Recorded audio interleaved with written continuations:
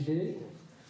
Première question pour toi, Alain, et qui paraît un peu essentielle. C'est est-ce que tu peux nous raconter la genèse du bouquin, quoi? Quand est-ce que ta première idée est venue là-dessus? Bah ouais, là, c'est 1h30 là déjà, direct. Bon, les livres, c'est très compliqué parce que c'est très rarement une seule genèse. Alors, tu sais, les journalistes posent la question, ils te disent alors quel a été l'élément déclencheur, votre inspiration?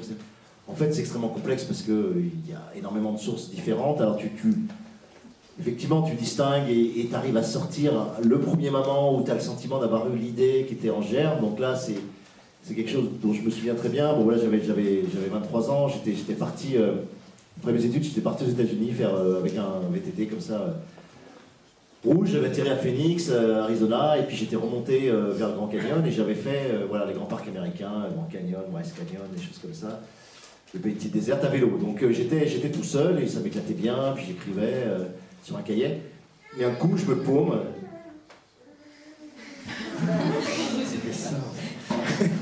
Je me paume, j'arrive au bout d'une piste comme ça, et en plus je prenais jamais assez d'eau, comme je voulais pas me charger, je prenais pas assez d'eau. Et j'arrive, donc j'avais des croûtes de sel sur les joues, et je m'arrête au bout d'un chemin qui était manifestement un cul-de-sac. Et je descends et je vais faire pipi. Et là, premier truc, je me dis, tiens, c'est marrant, cette zone-là, je suis convaincu qu'aucun être humain n'a jamais mis les pieds juste à l'endroit où j'étais en train de pisser. Je me dis, c'est pas possible que quelqu'un se soit paumé exactement là. Et je me dis, ça serait génial d'imaginer des êtres qui ne vivent que là, qu'aux endroits où l'être humain n'a jamais été. Donc ils existent, mais personne n'en sera jamais conscient parce qu'ils ont cette faculté d'être là où aucun humain se déplace. Donc voilà, cette petite graine, ça reste comme ça en toi, et puis tu sais pas trop pourquoi, tu oublies complètement la chose.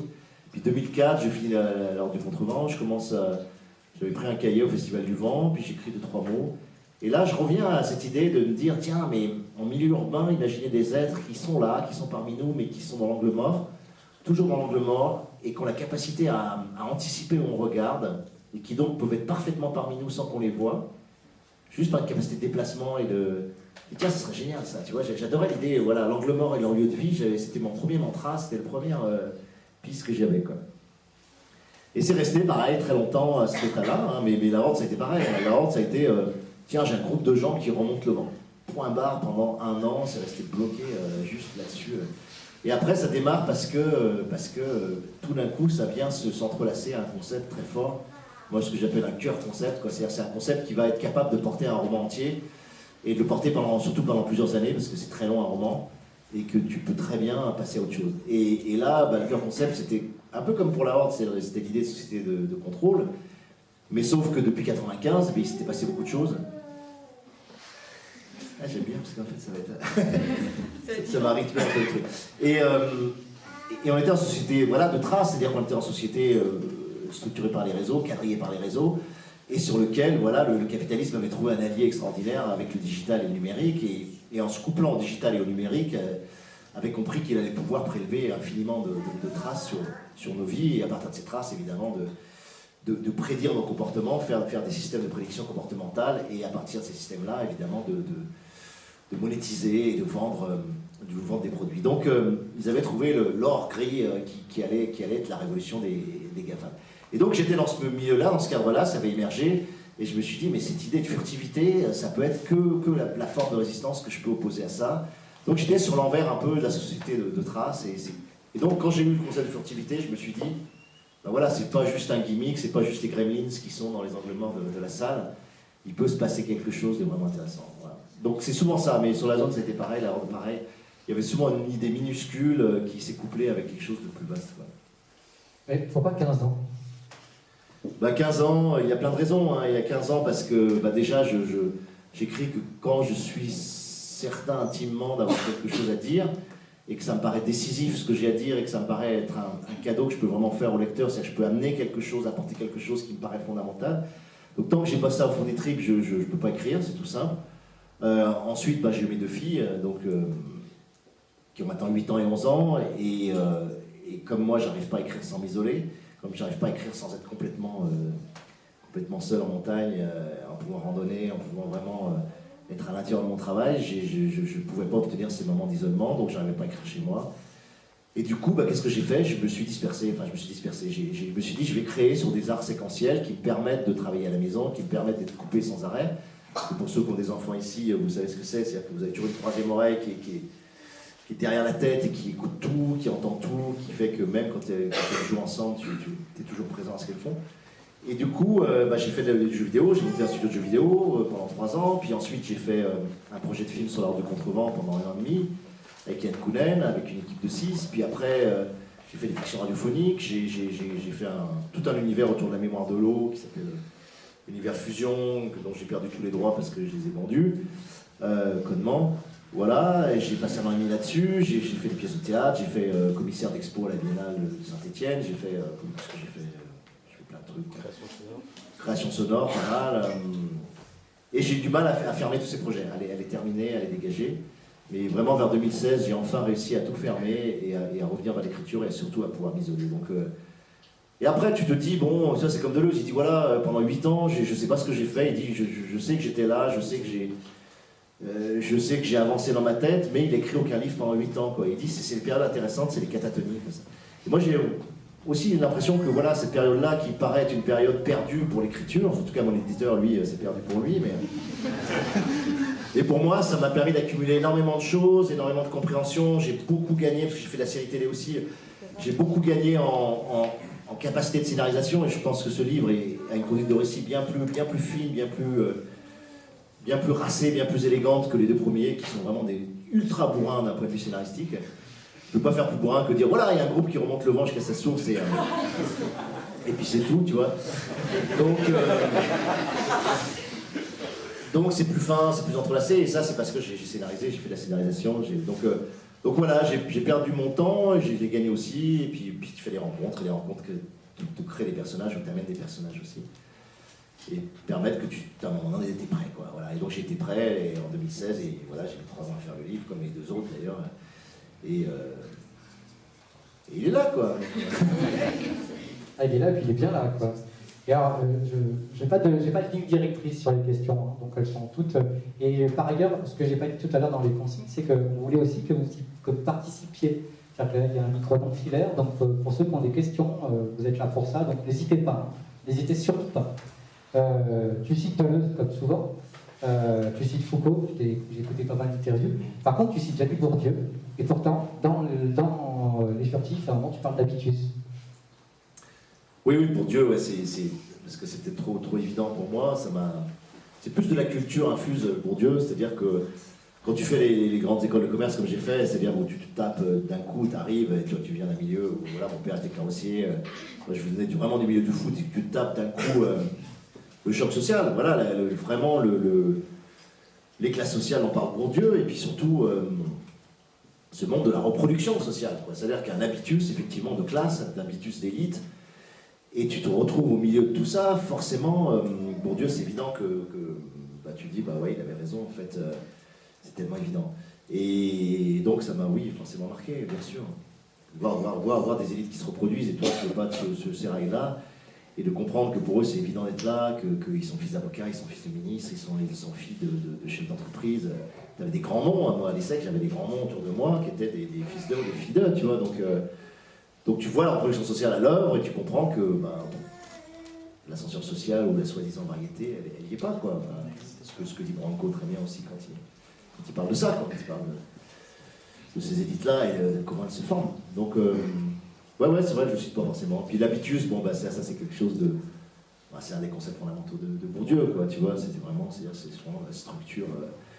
des structures d'habitude, de routine, de comportement que tu as et qui fait que tu vas aborder le monde de telle ou telle façon, de façon très itérative. Je vais prendre un micro. Comme ça, on peut continuer à parler un petit peu politique. Moi, j'ai eu vraiment une scène qui m'a... C'est pas un spoil. Qui m'a marqué, en fait, c'est les cours que donne Sarr dans la rue. Moi, je me suis vraiment revue sur la place Guichard quand tu étais venu, et puis même quand tu n'étais pas là d'ailleurs, pendant les nuits debout. Sarr fait quand même aussi un cours sur la place Akimbe, donc avec la petite référence que beaucoup auront sans doute. Et moi, ma question, je sais que tu as beaucoup été sur les ZAD.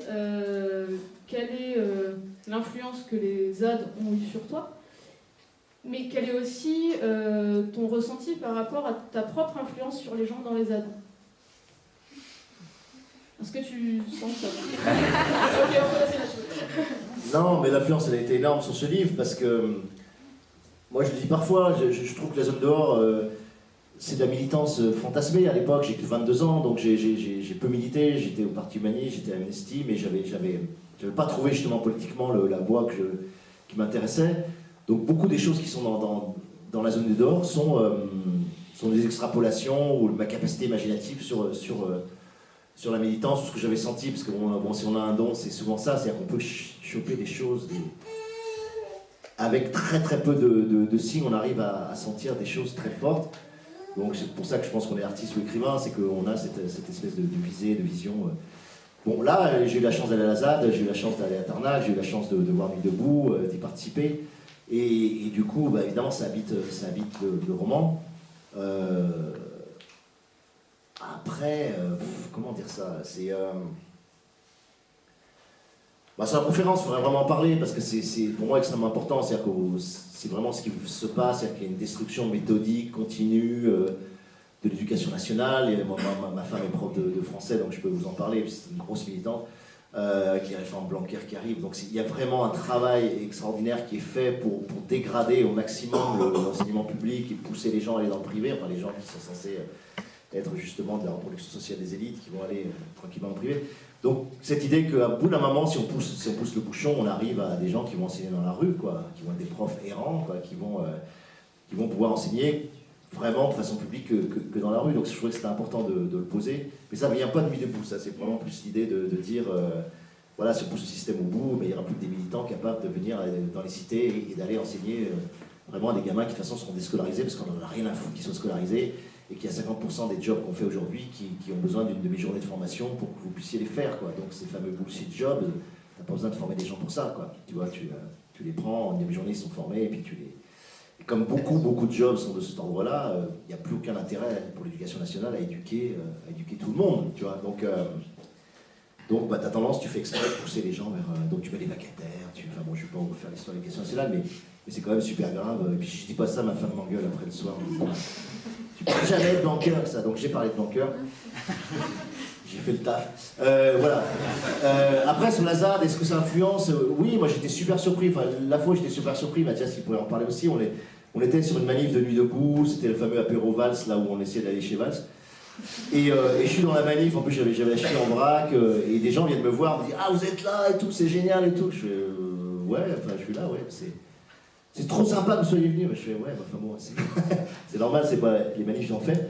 Mais voilà, j'ai compris qu'il y avait effectivement une inspiration, que ça aidait des gens à se battre et que c'était qu'il y avait un effet, c'est-à-dire qu'il y avait moi il m'avait inspiré, mais qu'il y avait un effet retour, que l'imaginaire que j'étais mis en place, notamment dans la zone, pouvait porter aussi et aider les luttes, et que cette partie qui me paraissait moi de la pure parole, qui me paraissait quelque chose de très décorrélé de la lutte, et ben tu te rends compte que la dimension imaginaire, elle a une importance aussi, elle met des points de fuite, elle met en place une sorte de scénarisation positive de l'avenir, donc elle a un rôle, je pense, positif, et que finalement, ben voilà, moi qui suis un parleur et un écrivain, et ben ces paroles et ces textes, on peut avoir aussi une utilité, ou en tout cas peuvent être réempoignés par des militants, et ils leur donnent la pêche, quoi. Voilà, c'est surtout ça. Moi un des compliments les plus beaux qu'on puisse me faire, c'est quand voilà, les gens lisent le livre et ils me disent voilà, ça me donne la gouache, ça me donne la pêche, ça me donne envie de me battre, putain, ça m'a fait du bien, et du coup j'ai été me battre encore plus, quoi. Donc ça c'est précieux, mais tu sais pas par où ça passe et comment, quoi. Cela dit, pour faire le point avec ce que tu viens de dire, en lisant Les Furtifs, on en a beaucoup parlé avec Sophie. Je ne spoil rien non plus. Il y a dans Les Furtifs, selon ma propre lecture, quelque chose d'effectivement d'extrêmement vivant, d'extrêmement puissant là-dessus. Pareil, sans vraiment rentrer dans le vif de l'histoire, mais voilà, ces personnages qui au départ sont des militaires, et puis tout doucement vont choisir une autre voie. Voilà. Et il y a vraiment de cet ordre-là, c'est ce que moi j'en ai lu en tout cas, une voix qui dit tout le long du livre, mais essayez et restez vivant, et être vivant c'est beau, quoi. Non mais ça c'est la clé du livre, c'est la clé de ce que je fais, c'est-à-dire que moi je pourrais pas écrire sans écrire ça. Enfin, c'est-à-dire, vraiment là, oui, c'est des militaires qui deviennent militants, donc c'est marrant de jouer sur le mot, mais c'est que vraiment, à un moment donné, c'est le choc de l'Assad. C'est-à-dire que le choc de l'Assad, tu peux critiquer tout ce que tu veux à l'Assad, franchement. C'est-à-dire c'est un bloc hétéroclite de 300 personnes, il y a des primitivistes, il y a des écolos radicaux qui ne supportent pas un moteur, qui ne comprennent même pas qu'on élève des moutons, ou que les moutons soient au milieu de barrières. Tu as des gens qui sont des anards, mais d'un niveau intellectuel bac plus 12, tu as des communistes, tu as des terrestres, tu as tout ce que tu veux. Tu as vraiment un mélange de gens qui viennent de partout, de toutes les générations, qui sont... C'est un bordel sans nom, mais pourtant structuré. Il y a 70 lieux de vie. Et quand tu y vas, tu te rends compte tout de suite que c'est déjà incroyable que ces gens puissent vivre l'un à côté des autres et faire des choses ensemble, tellement ça vient de mondes qui mentalement, culturellement, physiologiquement sont différents. Mais il y a une chose que moi me frappe, parce que voilà, j'ai cette vision à la Nietzsche, de vision zoologique des gens, c'est-à-dire de se dire, tu regardes les corps d'abord, tu regardes les corps dans l'espace, tu regardes comment les corps vivent, tu regardes comment les gens se nourrissent, comment les gens bougent, quelles énergies ils ont, comment ils parlent. Et là, tu vois les gens vivants, voilà. Et pour moi, c'est le critère qui défonce tout, quoi. C'est-à-dire que tu peux aller dans les boîtes, tu peux aller, tu vois si les gens sont vivants ou pas, et si les corps sont vivants ou pas. Et ça, c'est ce que j'avais... Ouais, ça fait pleurer. Et ça, c'est ce qui m'avait frappé aussi quand j'ai vécu dans le Vercors 4 ans, c'est que voilà, tu vois des gens qui, à cause des conditions météo, à cause du rapport quotidien qu'ils ont à la nature, à cause du fait que tu sors les bûches, tu t'es là tout le temps à moitié dans la neige, à moitié dans la glace, tu rentres les bûches, tu ressors, enfin... Bah voilà, t'as des gens qui ont un corps en vie, et à l'Assad, c'est la première chose que tu vois, à Tarnac, c'est aussi la première chose que tu vois. Et non seulement leurs corps sont en vie, mais la tête est extraordinairement active, parce que c'est des gens qui sont, oui, très politisés, mais qui réfléchissent beaucoup, qui lisent beaucoup. Le niveau culturel est incroyablement élevé, hein, la plupart du temps. Donc, ok, tu peux dire à l'Assad, oui, mais il y a la Grey aussi, où ils sont tous drogués, etc. Oui, ils sont tous drogués, mais bon, t'as des parties assez folles, assez dingues, qui alimentent aussi. Donc ça, moi, ça m'a énormément touché, quoi. Donc quand je restitue ça, pour moi, le plus bel hommage que je puisse faire, c'est de montrer ça, c'est de faire sentir ça. C'est de faire sentir cette vie qui traverse ses corps, qui, je veux dire, il faut le faire vivre à l'Assad, quoi. Il faut faire se battre dans la rue, il faut se faire gazer, se faire nasser, s'en prendre plein la gueule, comme on s'en prend plein la gueule aujourd'hui, sous la répression de Macron maximale. C'est beau, voilà, les gens qui descendent, qui se battent, qui continuent à essayer de faire changer ce putain de monde. Bah, tu peux pas ne pas les saluer, c'est la première chose à faire si t'écris sur eux, quoi, tu vois, tu peux pas... et faire restituer, enfin pour moi en tout cas, restituer ça de l'intérieur, c'est restituer par les corps, par les mouvements. Donc il y a des gens, j'aime bien, moi j'ai vu les premières critiques, les gens qui disent « Ouais, mais ils sont tous beaux, ces zadistes, ces zaguistes, c'est la ZAG, la zone autogouvernée maintenant, machin. » Dans le bouquin en tout cas, ils sont tous beaux, c'est presque trop... Bah ouais, mais tu vois, à un moment donné, ouais, ils sont plus beaux que les gens que j'ai vus dans les boîtes, parce que moi je sais que j'étais dans une start-up, donc je peux vous parler de la Startup Nation, et je peux vous parler de ce que c'est. J'ai monté un studio de jeux vidéo pendant 3 ans, on est parti à 5, on est arrêté à 80, donc je peux vous parler des startups si vous voulez, tu vois. Je dis pas qu'il n'y a pas d'énergie dans une startup, je dis pas qu'il n'y a pas de pêche, tu vois, mais ça n'a absolument rien à voir avec ce que j'ai vu à la ZAD, quoi, tu vois. Je peux poser côte à côte les deux, et vraiment il y a une vraie différence, quoi, tu vois. Et même d'ouverture d'esprit, même de combativité, voilà. Donc ça, vraiment, c'était un aspect extrêmement important que je voulais restituer, et ça suffit pour moi à justifier la ZAD, en dehors de tous les problèmes qu'on peut poser, des choix politiques, de dire ouais, moi je suis plutôt anard, ah ouais mais moi je suis plutôt communiste, ah ouais mais moi je suis plutôt social-démocrate, moi je suis citoyenniste, ouais, moi je suis terrestre, moi je suis primitiviste, enfin, ok, on s'en fout quoi, mais surtout t'es vivant quoi, donc si t'es là c'est que t'es vivant et tu le montres et on le voit, et c'est plein d'engueulades, c'est plein de tensions, mais c'est la société, enfin donc moi je rêve en tout cas, ouais, parce que c'est, à nouveau on voit des gens vivre. Et pour revenir sur le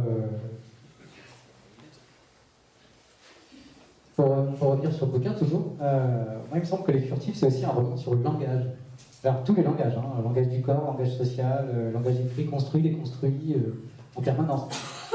Pareil, même pour ceux qui l'ont commencé, vous avez bien vu qu'il y avait quand même plein de petites choses qui parlaient de ça, quoi. Ah ben oui, mais tous mes livres, enfin je pense, enfin surtout à partir de là, sont des livres sur la langue. Moi je crois que, enfin, je sais pas, j'ai l'impression que si un peintre peint, c'est qu'il a une espèce de perception viscérale de ce qu'est la peinture en lui et de ce que la peinture peut devenir à travers lui, quoi. Donc si tu utilises, moi j'utilise le langage, voilà, j'ai fait ce choix-là, c'est là que je suis doué. Je suis nul en dessin, je suis nul en musique, je suis nul en plein de choses, mais j'ai une sorte d'instinct, d'intuition profonde de la langue. si tu parles du vivant, si tu considères que tu fais un livre sur le vivant, sur ce que ça veut dire être en vie, ça veut dire que ta langue, il faut qu'elle soit en vie. Voilà. Et qu'est-ce que ça veut dire faire un langage vivant? Qu'est-ce que ça veut dire écrire des phrases qui soient vivantes? Qu'est-ce que ça veut dire une syntaxe vivante? Qu'est-ce que ça veut dire des sonances vivantes? Qu'est-ce que ça veut dire de faire du langage quelque chose de métamorphique, de mutant, de prendre les mots qui sont comme des galets, puis de les casser à coups de marteau, et puis comme des galets que parfois que tu casses, je sais pas si vous avez déjà fait ça, mais tout d'un coup tu vois qu'il y a des cristaux à l'intérieur, que c'est extrêmement beau, parce que justement tu l'as pété, ton galet il est gris, il est pourri, tu mets un coup de marteau, tu ouvres, et là tu te dis putain mais c'est magnifique ce qu'il y a à l'intérieur du galet. Et le langage c'est ça, enfin les mots c'est ça, il faut les casser à des moments, il faut les péter, il faut les revivifier, pour leur donner une énergie qu'ils n'ont pas sinon, quoi. Et dans ce livre, encore plus peut-être que dans les deux autres, je voulais parler des furtifs, donc je voulais parler de ce qui était pour moi le point de plus haute vitalité possible sur un être vivant. Et la seule façon de le restituer, à part de dire regardez comme ils sont vivants d'un point de vue discursif, c'était que le langage lui-même soit impacté. Voilà, donc le langage, ben oui, il est tordu, il est modifié, il est éclaté, il y a beaucoup de métathèses, c'est-à-dire des inversions de consonnes ou de syllabes qui donnent tout d'un coup une ouverture incroyable aux mots. Je pense juste à un truc comme ça, mais à un moment donné, je dis voilà, le moucharabier de béton en haute performance. Vous savez, on a le Mucem à Marseille, et le Mucem, c'est un moucharabier de béton. Et quand tu vas au Mucem, t'as des gros panneaux, ça dit le moucharabier de béton à haute performance. Tu vois.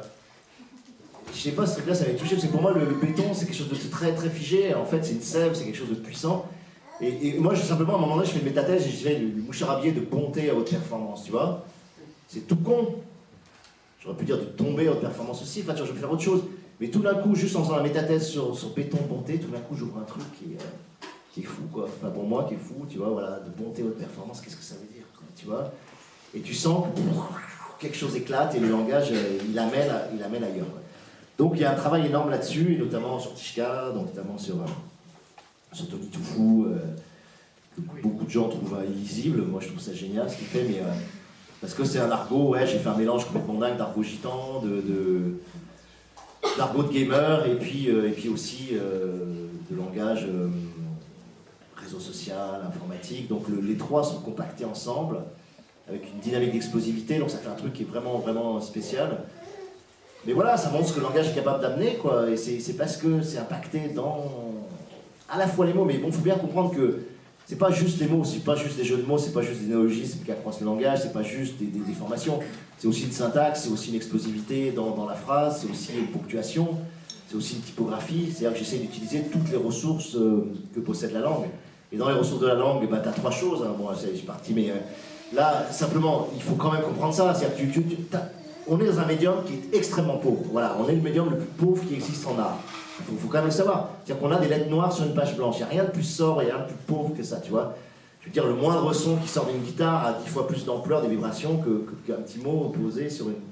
Et pourtant, dans la forme des lettres, juste dans la typo, la forme des lettres, la forme d'un G, la forme d'un H, la forme d'un L, le lettre triple arcade d'un M, tu vois, il y a quelque chose que ça produit optiquement et qui, tout d'un coup, voilà, implique, engendre une perception différente. Les mots, la forme des lettres, déjà, a une motricité dans votre réception. Et puis après, il y a les deux grandes choses qu'on connaît très bien. C'est-à-dire qu'il y a l'assonance, c'est-à-dire que le fait que si vous dites le texte, tout d'un coup, il explose dans l'espace, et que les sculptures de sons que vous envoyez dans l'espace sonnent au tympan.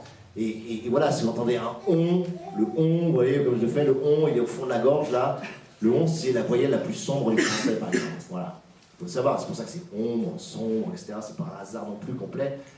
Donc, quand vous savez ça, tu te dis, mais bon Dieu, je vais chercher ce on, je vais chercher du son, je vais chercher l'on, tu vois. Si je fais un i, tu vois, un u, un e, je suis dans des fréquences extrêmement hautes, extrêmement élevées, qui déchirent, et je suis complètement déjà sur autre chose, tu vois. Donc, tu as une physicalité de la langue qu'il va falloir mobiliser à plein, parce que tu as juste des petites lettres noires sur des trucs. Donc, tu as un médium qui est très peu sensoriel, qui est très peu physique à l'origine. Il est physique parce qu'on le jette dans l'espace, il est physique parce qu'on l'articule, et il est physique parce qu'optiquement, dans la typo, il y a quelque chose qui se passe. Donc ces trois dimensions physiques-là, moi j'écris un texte, il faudrait que je publie quand même, qui s'appelle Les carnets de l'inconsistance, et qui explique ce qu'est, voilà, qui est ma théorie à moi du langage. Il faudrait que je dise à mon éditeur un jour de sortir quand même. Mais vraiment, c'est ça, c'est le graphisme, l'optique, la typo, on va dire, la typoésie, l'articulation et l'assonance. Ces trois choses-là, c'est nos trois vecteurs sensoriels, c'est les trois choses dont on peut nous se servir en tant qu'écrivain. Donc tu peux pas t'en servir, tu peux faire du Modiano, tu peux faire du Welbeck, tu peux faire, voilà, moi j'ai vraiment Modiano, hein. J'ai vraiment Welbeck. C'est-à-dire que tu peux faire un style relativement plat, mobilisant pas les sonances, mobilisant pas la puissance articulatoire, mobilisant pas la graphie. T'as le droit, c'est ton choix, t'es dans le minimalisme, et pourquoi pas. Moi, voilà, j'ai besoin d'un truc très rabelaisien, très chaleureux, très expressionniste. Et donc, bah, je bourrine, hein, ouais, c'est sûr, je bourrine à des moments. Voilà, il y a quasiment des slams dans les segments, notamment à la fin sur les émeutes. Et parce que la langue peut ça, pourquoi j'utilise pas ça? Enfin, tu vois, c'est à un moment donné, comme un mec qui aurait une guitare qui dirait non, mais j'utilise pas cette corde parce que quand même, tu vois. Donc je comprends pas, moi, franchement, je comprends pas par exemple que les gens n'écrivent pas en polyphonie, je comprends pas que les gens n'utilisent pas la typo, je comprends pas qu'ils n'utilisent pas la ponctuation, je comprends pas que la plupart des livres soient extrêmement simples en fait, tu vois, vraiment dans une sobriété trop sobre, quoi. Vraiment en particulier, tu as travaillé avec une autre femme, Esther Zak. Est-ce que tu peux nous parler de cette rencontre, comment vous vous êtes rencontrés et comment vous avez créé à la fois la typographie et les glyphes qui reprennent un peu le système de la Horde où on avait déjà chaque personnage associé à un signe typographique, et là c'est vraiment mené jusqu'au bout, quoi. Ouais, bah Esther Zak, bon, c'était très rigolo parce que en fait, la première fois que je la rencontre, on était avec mon éditeur à l'école Estienne, on avait été invités, et il y a une jeune fille qui arrive et qui commence à me parler, etc. Puis sa copine lui dit allez, vas-y, montre-lui, quoi. Et en fait, elle me montre son coup, elle avait elle avait la formation de la Horde avec les 23 signes dans la nuque, quoi, tu vois. Donc je fais ouais, ok, c'est délire, bon bref. Bien dans le salle pour ça. Oui, c'est ça, ouais. Levez la main. Du coup,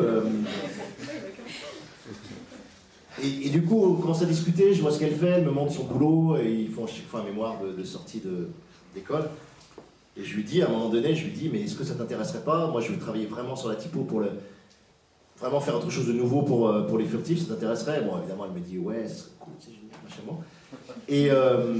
Et on commence à bosser. Et en fait, la première chose, c'était qu'effectivement, les signes dans la Horde, qui sont juste un petit signe d'entrée, je trouvais que c'était pauvre au sens où tout le paragraphe restait intact avec que le signe d'entrée. Donc c'était un signe pour dire attention, c'est Golgoth qui parle, attention, c'est Soph qui parle, etc.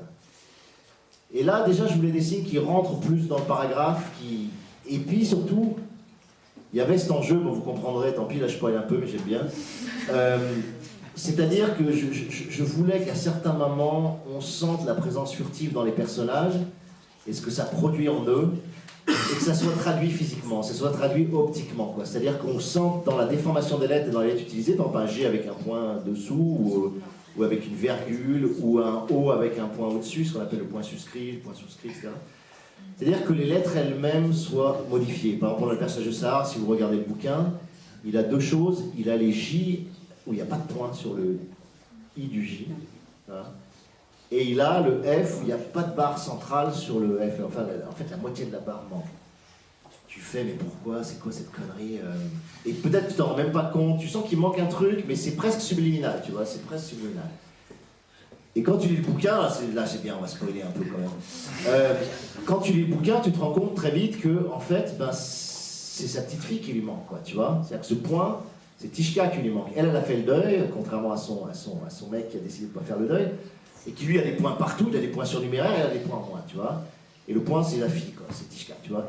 Et donc, on a travaillé sur le manque sur un des personnages, typographiquement, et sur l'autre, sur l'excès, tu vois.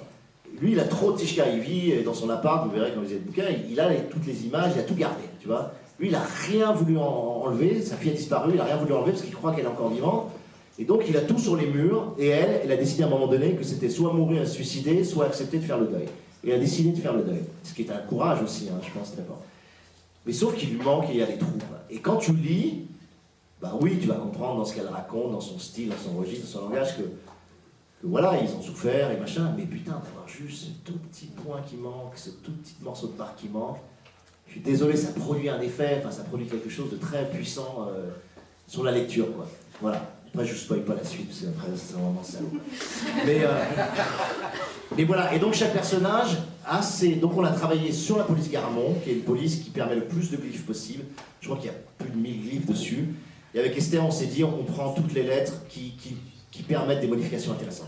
Et ça a été un boulot très long, je l'ai énormément fait chier, j'étais très désagréable, parce que, évidemment, elle est graphiste, elle est typographe, elle est très douée sur la typographie, mais elle avait tendance à trop charger. Donc je lui ai dit, on a un bouquin de 700 pages. Si en plus, le bouquin est dense, chaque personnage a son style, sa syntaxe, son registre, etc. C'est déjà pénible à lire.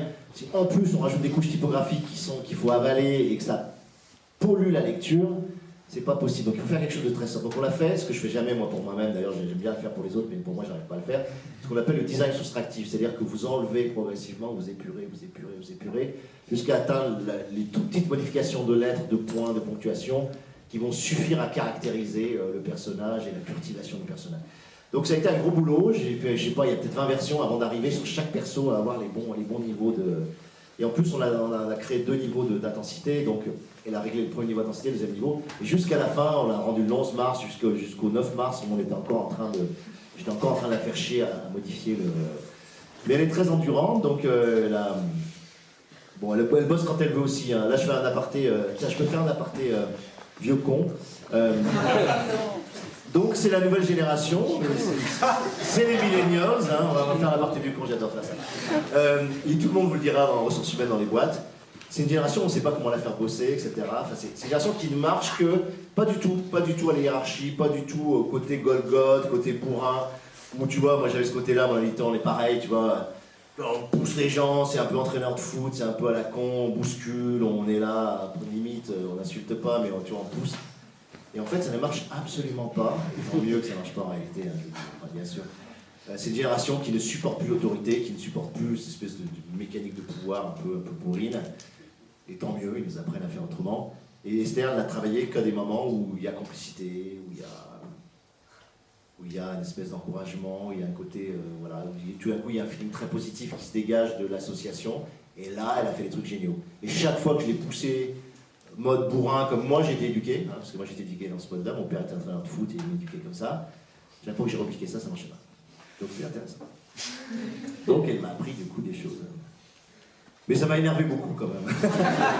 À plein de moments, j'avais juste envie de bourriner et ça marchait pas du tout.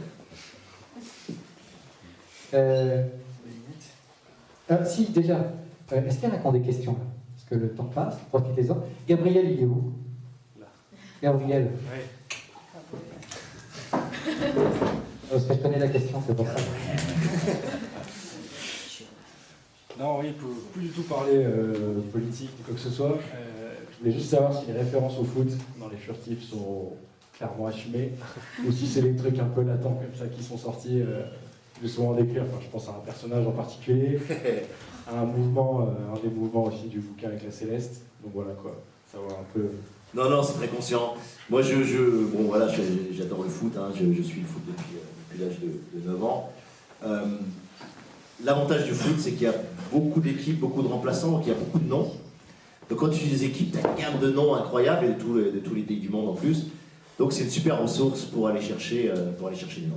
Donc souvent je vais puiser, dans tous mes bouquins il y a des noms de footballeurs en fait.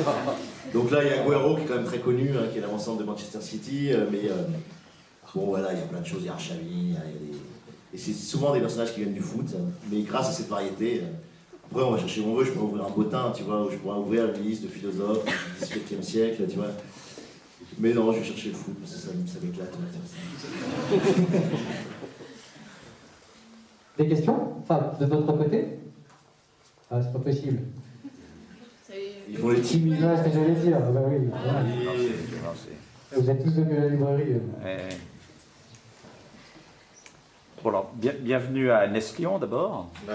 Hein, je ne spoil pas, hein, là. Je reviens là sur la question, je ne sais pas si ça marche. Ouais, bon, je vais parler comme ça. Sur ce que disait Olivier sur le langage, et c'est vrai qu'il y a une virtuosité qui est incroyable, et c'est vraiment très jouissif. Et la question que je me pose, c'est comment est-ce que vous abordez le problème de la traduction, parce que je suppose que le livre va être traduit ou est en cours de traduction.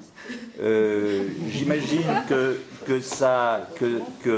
c'est très compliqué pour les traducteurs, et je voulais savoir si vous investissez dans ce travail, si c'est quelque chose, est-ce que vous impliquez là-dedans, ou est-ce que vous laissez se débrouiller comme ils peuvent, comme ils veulent, voilà.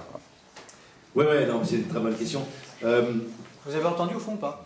Ouais, j'ai eu 2 cas là-dessus. Il y a la Horde a été traduite en italien. Et je n'ai eu aucun contact avec la traductrice italienne qui m'a juste demandé par rapport au nom des personnages et à leur fonction. On a discuté juste là-dessus. Et après, elle a traduit toute seule. Donc je ne sais pas du tout ce que vaut sa traduction. Et après, j'ai eu une superbe expérience qui continue, qui n'est pas finie, parce que c'est très long, qui est la traduction de la Horde en anglais. Et là, coup de bol, quelqu'un me contacte à un moment donné par mail, qui était un poète américain, qui était aussi un prof américain qui enseigne la littérature française à l'Université de Virginie, et qui m'envoie ses textes.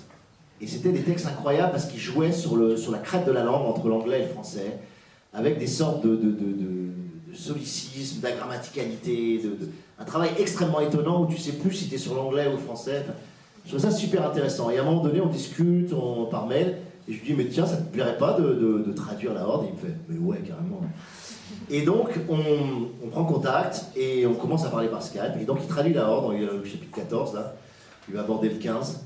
Et on fait beaucoup de Skype, c'est des heures et des heures. Là, on a je sais pas, peut-être 150 ou 200 heures ensemble.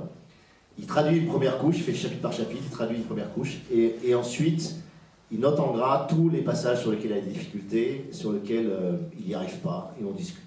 Voilà.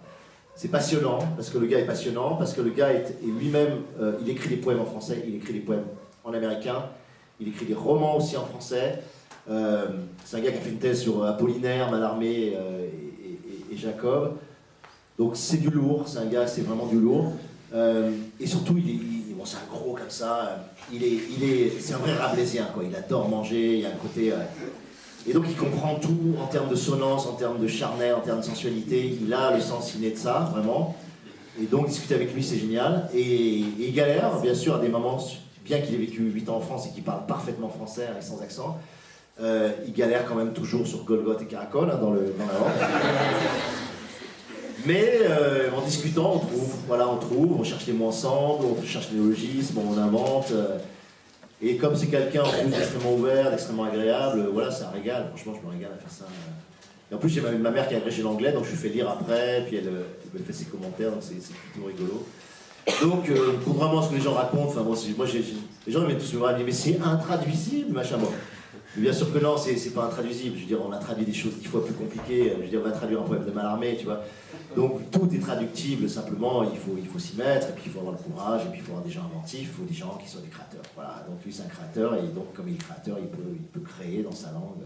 Et franchement, je vous le dis, quand la version anglaise va sortir, il faudra lui donner le prix de la traduction, et puis je pense que ça va tout cartonner, parce que ça va être une trad qui va être magique, quoi, vraiment. Elle est très très belle. Ce qu'il a fait sur le combat, notamment des palindromes, pour ceux qui connaissent le bouquin, c'est meilleur que l'original, quoi. Franchement, je trouve que c'est meilleur. Il a gardé toutes les intentions, tout le signifié. Et comme en anglais, bon, c'est des enfoirés aussi, parce qu'ils ont des mots très courts, donc les palindromes en anglais sont beaucoup plus faciles qu'en français. Tu vois, genre typiquement God et Dog, tu vois, c'est très facile, quoi. Donc, en fait, bon, je dis que c'est meilleur, mais c'est meilleur parce que aussi la langue, tu vois, permet beaucoup mieux les palindromes que le français. Et donc vraiment, tu relis le truc, tu fais, moi j'avais les larmes aux yeux, quoi. Il y a des moments, puis voilà, t'as des moments d'émotion incroyables. C'est des moments, moi j'arrive pas à lire bien l'anglais, je suis assez nul en anglais, et je me dis, mais vas-y, lis-moi le passage pour que je sente un peu la fluidité, les sonorités. Et les passages qu'il m'a lus, je me suis mis à pleurer, quoi. Parce que j'avais beau même pas comprendre ce qu'il écrivait, parce que c'est tellement de mots que je connais pas en anglais. Mais il y avait toute la rythmique, il y avait toutes les sonorités, il y avait ouais, il avait tout compris, quoi, tu vois. C'est comme s'il me le faisait en musique, et je lui disais, mais t'as complètement compris le paragraphe, tu vois. Et là, ça te fout une putain d'émotion, parce que là, tu vois ce que c'est que transcrire voilà, l'esprit d'une langue dans un autre esprit d'une autre langue, tu vois. C'est magique, ouais, vraiment. Donc, ouais, j'espère que pour ceux qui sont ici, vous le lirez, je pense, l'année prochaine, peut-être. Hein. Et puis, voilà. Moi, je veux bien que Sophie et Olivier m'embêtent d'un côté. Hein. Ouais, non, ça va être super, franchement, ça va être super. Et les furtifs, bah, j'espère que ce sera lui qui le fait, mais bon. Ouais. Puisqu'on est sur tes différentes collaborations, est-ce que tu veux nous parler de ta rencontre cette fois avec Yann Péchin? Yann, c'est encore un coup de bol énorme. Bon, Yann, c'est un coup de peau complet. Je suis invité à Dunkerque dans une salle et par des gens qui ont l'habitude de mélanger des dessinateurs avec des guitaristes. Enfin, ils font des mélanges d'artistes. Des fois, ils mettent un photographe avec, je sais pas, un poète. Et ils aimaient bien faire ces mélanges-là. Et donc, ils connaissaient mon boulot, ils connaissaient celui de Péchin, et donc, ils décident de nous réunir pour faire une date comme ça. Et donc, je répétais avec lui à Paris, à Oberkampf, comme ça. J'arrive avec mes petits... Donc, moi, j'avais jamais fait ça. J'avais fait le délire avec Ron, mais c'était tout, quoi. Et je sors des textes, j'arrive avec 30 textes, donc j'avais tout pris. Hein. J'avais pris des poèmes, j'avais pris des slams, j'avais pris des textes politiques, j'avais pris des textes didactiques, des textes narratifs, j'avais pris tout ce que je pouvais. Et il me dit, vas-y, commence à lire tes textes. Et donc il enlève ses guitares des housses, il commence à poser ses guitares, sortir sa pédale de rack, machin.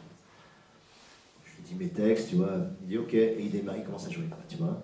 Et là, tout de suite, tu comprends que le gars, il a quelque chose d'énorme. Bon, franchement, je pense que c'est un des 3 ou 5 meilleurs guitaristes français actuels, c'est le guitariste de Bachung. Il a joué des 10 ans avec Bachung, il a joué avec Miossec, il a joué avec Tiffen, il a joué avec Brigitte Fontaine, il a joué avec Tricky, il a joué avec Higelin, il a joué avec tous les grands. Il a 36 ans de carrière, et surtout, il a fait pendant 36 ans de l'improvisation. C'est le caracol de la guitare, quoi. Tu vois, c'est le gars, il est capable d'improviser sur n'importe quel texte, sur n'importe... Donc c'est un créateur que tu vois en live permanent, et c'est extraordinaire de bosser avec lui parce que tout est fluide, tout est varié, il a une gamme de jeux incroyable, il peut jouer avec des guitares électriques, des guitares classiques, des guitares acoustiques, des dobro, des guitares de 1937, des basses, il sort des sons de drone, des sons de violon, il fait ce qu'il veut, quoi. Et comme il a une pédale d'effet et des loops en même temps, grâce à la techno, il arrive en plus à élargir encore. Donc ben voilà, on a commencé, on a décidé de faire cet album, et puis on fait même une sorte de petite tournée à notre niveau, quoi. Mais voilà, moi surtout, il s'est emparé des textes des Furtifs, et on a créé ensemble l'album, quoi. Moi, je l'ai vu créer pendant 4 jours, quoi. Pendant 4 jours, j'ai juste, moi, pris le micro, posé mes textes, et je l'ai vu travailler pendant 4 jours. Et ça, je peux vous dire que vous le verrez dans mes prochains livres, parce que c'est un moment... C'est très rare de voir un créateur créer. Voilà, on voit pas les peintres peindre, on voit pas les musiciens composer, etc. Là, moi, je l'ai vu composer pendant, voilà, une quarantaine d'heures. Et ex nihilo, hein, à partir du texte, et en pilant les couches de guitare, en pilant et en improvisant, et tu fais waouh. Moi j'ai l'impression d'être nul parce que je lis juste des textes qui ont déjà été faits, quoi, tu vois. Tu les as fait d'abord. Ouais, mais l'équivalent, ça serait de tout d'un coup, de faire en direct un texte, quoi, tu vois, comme ça. Eh ben allez. Ouais. On essaiera, hein, mais...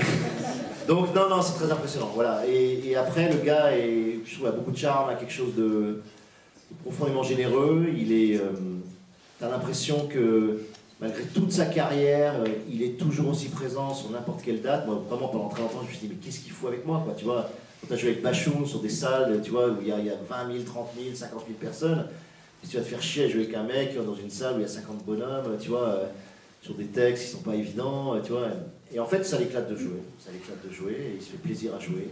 Et c'est un vrai artiste, en fait, tout simplement. C'est qu'un vrai artiste, il n'a rien à foutre que 50 ou 50 000 personnes, c'est la même chose. Et il le fait parce que ça le touche, parce que ça lui plaît, parce que rien que jouer, pour lui, c'est quelque chose de profondément vital, quoi. Donc c'est vraiment un gars, c'est une super rencontre, quoi. Je suis très impressionné par ce qu'il fait, en fait. Et je me sens vraiment, alors là pour le coup, moi je suis un grand débutant, donc je me sens vraiment petit. J'essaie de comprendre, d'assimiler, d'éponger, d'être buvard sur ce qu'il fait pour essayer de piger, tu vois, et essayer de progressivement avoir vraiment un entrelac entre nous deux qui soit le plus fin possible. Mais j'aime bien, voilà, je pense que déjà l'album est quelque chose de très beau, très pro, en plus il a fait quelque chose de très très pro, très soigné, même sur le son final. Ouais, c'est cool, enfin, c'est un immense luxe. Moi je dis parfois l'immense luxe quand tu commences à avoir un tout petit peu de reconnaissance et que tu peux travailler avec des artistes de vraiment haut niveau, et ça, ça n'a pas de prix, quoi, parce que ce gars-là, j'aurais pas pu aller le chercher, évidemment, au début quand j'ai créé la zone, quoi, voilà. Donc de pouvoir avoir accès à quelqu'un comme ça, c'est... Ouais, quel luxe. Est-ce qu'il y en a qui ont d'autres questions qui vous sont venues entre-temps ?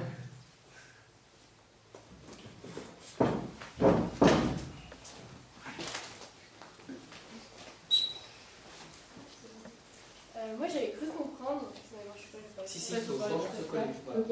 Ouais, J'avais cru comprendre qu'un mec qui s'appelle Baptiste Morizot, il vous avait un peu inspiré, en tout cas c'était quelqu'un qui avait eu une influence sur vous. Ouais. Et j'aurais bien aimé savoir un peu plus en quoi, et dans l'écriture des Furtifs, et voilà.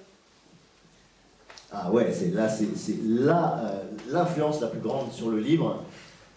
C'est un livre, c'est marrant, pendant lequel ce livre, j'ai très peu lu, voilà. J'ai vraiment très peu lu pour le faire, et j'ai vraiment sorti beaucoup de choses de moi, mais j'ai eu cette rencontre extraordinaire avec Baptiste Morizot. Donc pour ceux qui ne connaissent pas, c'est un philosophe contemporain, donc je crois qu'il a 35 ans, 36 ans. C'est un philosophe du vivant, donc spécialiste du vivant, et notamment spécialiste du pistage et du pistage des loups, mais aussi des ours. Enfin, c'est un très grand pisteur et un très grand connaisseur du loup, mais à un point que vous ne pouvez pas imaginer. Et coup de bol, pareil, une rencontre lors d'une soirée, tu vois, un débat. Et on l'a tout de suite accroché. Moi, je ne savais pas, il avait lu mes livres, etc. Et après, bon, c'est le feeling. Il y a eu immédiatement une sorte de point d'accroche. Le fait que c'est aussi un grand Deleuzien, c'est aussi vraiment un Nietzschéen aussi. C'est-à-dire qu'il y a le vitalisme Nietzschéen en lui qui est très net, très, très évident. Donc, tout de suite, tu as des sortes de correspondances ou de résonances qui se mettent en place. Et on s'est beaucoup vu. Et j'ai commencé à lui faire lire Les Furtifs. Et quand j'ai commencé à lui faire lire, j'en étais au chapitre 10 ou 11, un truc comme ça. Et il m'a dit c'est extraordinaire, etc. Mais comme ça parlait d'espèces animales et que lui connaît extrêmement bien l'espèce animale, il a commencé aussi à me faire des critiques ou des remarques. Et il m'a aidé à améliorer, mais vraiment, vraiment le livre sur ces aspects-là, sur toute l'éthologie furtive, c'est-à-dire l'étude du comportement furtif et ce qu'on en découvre. Son apport est énorme. Donc il est cité, comme moi j'ai pas voulu faire de remerciements sur ce livre-là, donc vous verrez le philosophe Barek est vraiment inspiré de lui, et il y a des anagrammes autour du nom de Morisot dessus. J'ai fait des hommages à plein de gens dans le bouquin à travers, comme ça, je les mets directement dans le récit, comme ça, c'est plus simple. Et on continue à discuter, on continue. Et il m'a énormément apporté parce que, comment dire ça, quoi, parce que c'est un vrai philosophe du vivant. C'est-à-dire que moi, j'avais réfléchi énormément au vivant, à ce que je voulais porter pour les furtifs. Et à un moment donné, il m'a dit des choses très importantes, comme par exemple, il me dit, mais les furtifs, c'est extraordinaire, mais il me dit, j'ai l'impression que c'est comme les dames de la Renaissance. Tu vois, je dis, mais quoi, les dames de la Renaissance? Il me dit, tu sais, les dames de Renaissance, elles considéraient que l'oiseau, l'animal le plus fabuleux, c'était l'oiseau qui chante. Et le chant de l'oiseau, ça les fascinait, c'était la créature de Dieu. Et puis surtout, ils ne voulaient pas voir que les animaux ils font caca, que les animaux ils font pipi, que les animaux ils bouffent d'autres animaux. On était dans une sorte de perception éthérée, comme ça, un peu spiritualiste de l'animal. Et effectivement, les furtifs étant créés à partir du son et à partir de cette dimension sonore, j'étais un peu prisonnier d'une perception un peu trop éthérée, un peu trop fluide, un peu trop... Et il est venu me voir, il m'a dit à un moment donné, mais qu'est-ce qu'il mange quoi? Et qu'est-ce qui chie, quoi, tu vois? Et qu'est-ce qui métabolise? Et qu'est-ce qu'ils agressent, tu vois? Ils sont les prédateurs de qui les mange? Et qu'est-ce qu'ils mangent, etc., tu vois? Et il m'a remis le nez dans le caca, c'est le cas de dire, tu vois? Et ça a été hyper précieux pour développer plus de profondeur sur les furtifs. Et il m'a donné énormément d'idées, je ne vais pas les citer parce qu'elles sont dans le livre et vous les lirez, mais ah oui, c'est un apport énorme, ouais, c'est un apport énorme. Et ça, c'est un coup de bol aussi. Et lui, il m'a dit, enfin bon, lui, il a beaucoup évidemment aimé le livre, mais il m'a dit, t'as une capacité à métaboliser ce que je te balance, qui est énorme, tu vois. Et parce que c'était juste ce que j'avais besoin à ce moment-là, quoi, tu vois. Et il m'a amené pister aussi, il m'a amené pister les loups, et on est remonté de rivière, on a pisté les traces de loups, etc.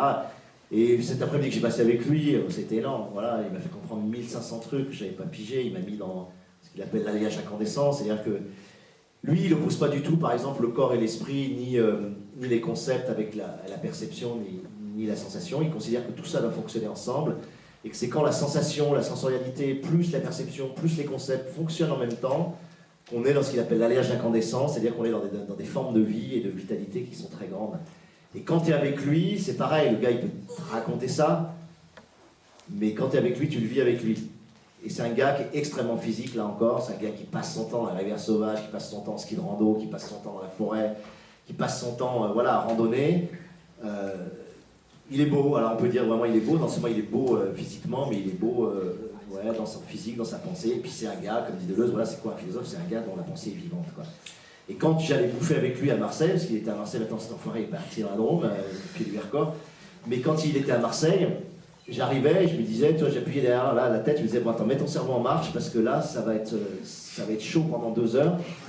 Parce que le gars est tellement fluide et tellement vivant que tu peux lui poser n'importe quelle question, etc. Il ne va pas te faire une réponse automatisée, tu vois. Il n'y a pas de pensée automatique chez lui. Il est toujours en vie, sa pensée est en vie, quoi, tu vois. Et ça, bon, moi, mon écriture est en vie, mais ma pensée, je suis un peu comme tout le monde, je répète les trucs, je prends des bouts de pensée que j'ai lus, j'essaye de les agencer, je fais une espèce de Lego, tu vois. Donc je fais un petit Lego, une petite marqueterie d'idées que j'ai piquées à droite à gauche, tu vois, un petit coup de Spinoza, puis je mets un petit Lego de Deleuze, puis j'essaie de faire un truc. Bon, lui, c'est pas ça du tout, quoi. C'est de la vraie pensée vivante qui... Alors, il a une culture colossale, hein. Il a lu énormément de choses, notamment en biologie, c'est un darwiniste, il a tout lu Darwin, il a tout lu de Descola, de Latour, de tout ce que tu veux, de tous les biologistes contemporains, c'est monstrueux, tu te demandes comment il peut lire tout ça, tu te dis, Jamais tu t'arrêtes, jamais tu regardes une série télé, jamais tu vois. tu discutes avec sa copine, elle te dit, et pourtant c'est une intello au haut niveau, sa copine, elle te dit, mais des fois il me fatigue parce qu'il n'arrive pas à la passer, quoi, tu vois. Mais c'est génial d'avoir des gens comme ça en face de soi, voilà, tu vois. Moi c'est comme Péchin dans son domaine, quoi. Péchin, quand tu le vois jouer à la guitare, mais il est traversé d'un sens que ses tendons c'est des cordes, voilà, tu vois, et c'est. Toute la musique rentre en lui, tout son visage se déforme, tout, tu vois. Et Morizot, quand il se met à penser, bah t'es là, tu fais. C'est assez génial, enfin voilà, mais ça c'est voilà, c'est pareil. Donc moi je trouve ça un mec génial, c'est un mec à lire, lisez sur la piste animale, lisez les diplomates pour cohabiter sur notre carte vivant, lisez les articles qu'il fait à droite à gauche, écoutez ce qu'il dit. Et franchement, ça va bien au-delà de ce qu'on se tape sur l'effondrement, sur le naturalisme, sur l'écologie. Donc j'appelle Mouligas, tout ça. Il te reconnecte au vivant vraiment, mais là pour le coup, c'est pas juste on reste un arbre et puis on est dans le vivant, tu vois. Il va beaucoup plus loin que ça, beaucoup plus fin, beaucoup plus ramifié. Mais voilà, c'est des gars, il faudrait passer plusieurs journées avec eux, plusieurs semaines, et je pense que ça changerait vraiment nos vies. Donc ouais, j'ai beaucoup d'admiration pour lui. Voilà, je cite beaucoup aussi parce que je trouve qu'il a énormément apporté au livre. Voilà, et comme Deleuze est mort, ben voilà, c'est bon. C'est vrai que je trouve que dans le roman, les villes font extrêmement peur. Voilà, tout ce que tu projettes sur la politique et la ville de demain fait extrêmement peur. En ce moment, on parle quand même énormément de l'écologie. Voilà. Mais tes campagnes, elles sont super belles, elles sont super préservées, il y a des biches qui courent partout. C'est pas qu'on n'y croit pas, mais moi je n'imagine pas 2040 avec, tu vois, avec des campagnes aussi belles au final. Là, c'est marrant. Ouais. Ah si, mais ça sera de mieux en mieux, même parce qu'il y a, comme les gens s'urbanisent de plus en plus, il y a beaucoup, enfin, quand tu te balades vraiment en France, moi j'ai été vraiment, la France, je pense, je peux dire, je me connais quand même vraiment bien au niveau espace naturel, et notamment tout le sud-est. En fait, tu as énormément de zones qui sont totalement sauvages et dans lesquelles c'est... Ah non, mais t'en as de plus en plus parce que d'abord les forêts, il y a une fermeture des paysages au sens où les forêts repoussent, t'as énormément de sangliers, t'as énormément de zones où les animaux sauvages reviennent vraiment de façon très forte. Voilà. Et nous on est urbains ou périurbains, donc on le voit pas, on a l'impression que tout se dégrade parce qu'on voit les entrées de villes, mais en réalité t'as plein de zones qui deviennent vraiment des sanctuaires naturels au sens où personne n'y met jamais les pieds et où les espèces animales se redéploient de façon très forte. Donc non, moi je suis pas du tout inquiet là-dessus. Je trouve justement qu'on a une vision perverti par le fait qu'on est quasiment tous des urbains, quoi. Et tu vas au cœur du Vercors, je peux te dire que voilà, ou en Corse, les gars ils savent plus quoi faire avec les sangliers tellement il y en a, tellement ça se développe partout, tellement. Donc non, vraiment, ça va bien les campagnes. Ouais. Un autre élément qui m'a profondément marqué, je me rappelle, je suis papa. Qui me paraît essentiel dans ton troisième livre, et qui n'est pas dans les deux autres, et qui m'a porté tout le long de la lecture.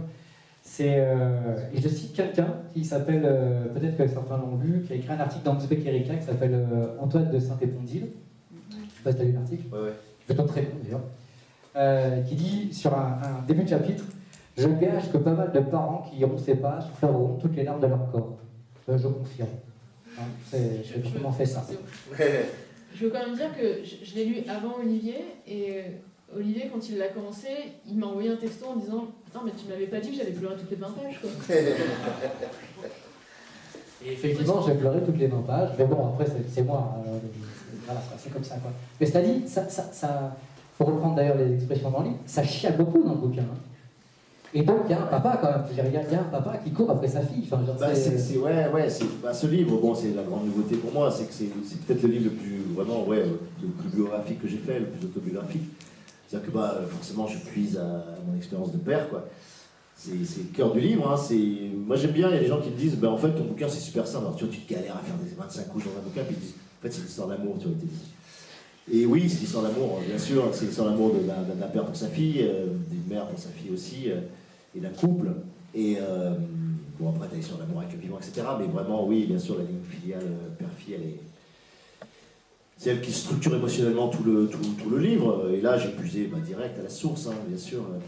Je pense que tout parent a au moins une fois, et sinon 153 fois dans sa vie, le moment où il te dit qu'est-ce que ça se passerait si ma fille disparaissait, si ma fille s'était écrasée, si ma fille mourait. Je pense que tout le monde, à un moment donné, est confronté à cette idée de l'absence possible de sa gamine. Et je peux te dire que quand tu te mets dans la position de ça, et ben tout d'un coup, tu te rends compte à quel point c'est incroyablement précieux d'avoir une fille, d'avoir un fils. Et la magie que ça t'apporte, quoi. Voilà, moi c'est sûr que c'est un livre qui est sur...